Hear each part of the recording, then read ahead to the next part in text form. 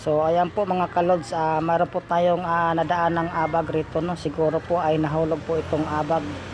Ayan po, atin pong itong kukunin ang bag, no? Kung kanina po itong abag. Ayan po mga kalods. Siguro nalaglag po ito mga kalods, yung bag, no? Kanino kaya itong abag?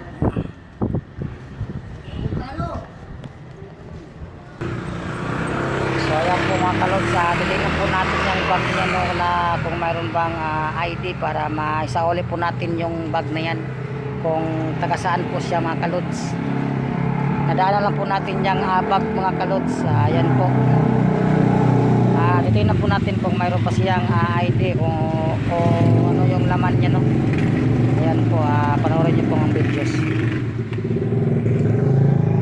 So bubuksan muna natin to mga kalods, baka ito po ay mayroong ID, no.